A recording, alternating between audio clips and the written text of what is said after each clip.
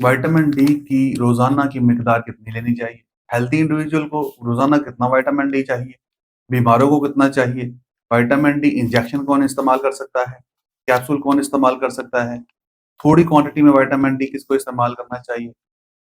मैं हूं डॉक्टर हसन मुर्तज़ा और आप देख रहे हैं डॉक्टर हसन मुर्तज़ा ऑफिशियल।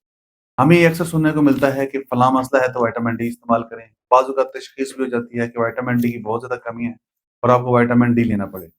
जब तक कि आपकी बाकायदा तशख़ीस ना हो, आपको विटामिन डी नहीं लेना चाहिए और सूरज की रोशनी से इस्तेफ़ादा करना चाहिए। इसके हवाले से हमारी एक वीडियो भी है, आप उससे भी इस्तेफ़ादा कर सकते हैं। अगर आपको विटामिन डी की बहुत ज़्यादा कमी है, तो इस सूरत-ए-हाल में आपको कौन-सी डोज़ेज फ़ॉर्म, किस सूरत में विटामिन डी इस्तेमाल करना चाहिए? आपको इंजेक्शन की सूरत में लेना चाहिए, आपको टैबलेट की सूरत में लेना चाहिए या आपको कैप्सूल की सूरत में लेना चाहिए? विटामिन डी की वो मिकदार जो रोज़ाना आपको डेली एक्टिविटीज़ के लिए चाहिए, वो तकरीबन 600 से 800 इंटरनेशनल यूनिट है। मतलब कि अगर आपको इतनी मिकदार रोज़ाना मिलती रहे, आप अपनी सारी एक्टिविटीज़ बहुत अच्छे तरीके से कर सकते हैं और आपको विटामिन डी की कमी नहीं होगी और विटामिन डी की कमी से होने वाले मसाइल भी नहीं होंगे। ये मिकदार आप सूरज की रोशनी से हासिल कर सकते हैं।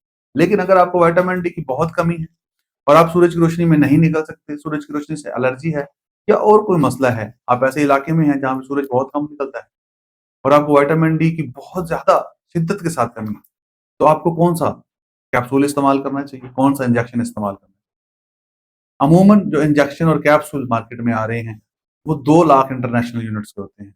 2,200,000 इंटरनेशनल यूनिट्स। ये इंजेक्शन या कैप्सूल उन लोगों के लिए होते हैं जिनका फैट कंटेंट बहुत ज़्यादा होता है, जो मोटे होते हैं और उनके जिस्म के ऊपर चर्बी बहुत ज़्यादा होती है। ये बड़ी मिकदार वाले कैप्सूल या बड़ी मिकदार वाले इंजेक्शन उन लोगों ने इस्तेमाल करने हैं क्योंकि vitamin D fat soluble vitamin होता है। ये फैट्स के अंदर स्टोर हो जाता है, फिर आहिस्ता-आहिस्ता रिलीज़ होता रहता है और आपको अफ़ादियत पहुँचाता रहता है। जो लोग बहुत दुबले हैं, पतले हैं, स्किनी हैं, थिन हैं, उनके लिए 5000 इंटरनेशनल यूनिट वाली टैबलेट होती है, ताकि वो रोज़ाना इस्तेमाल करें। अगर वो बहुत ज़्यादा हाई डोज़ वाला कैप्सूल या हाई डोज़ वाला इंजेक्शन इस्तेमाल करेंगे, तो फैट्स तो है नहीं, तो विटामिन डी कहीं पे स्टोर नहीं होगा, तो इसकी रेगुलर यूज़ की वजह से टॉक्सिसिटी भी हो सकती है। जी हाँ, विटामिन डी की टॉक्सिसिटी भी हो सकती है।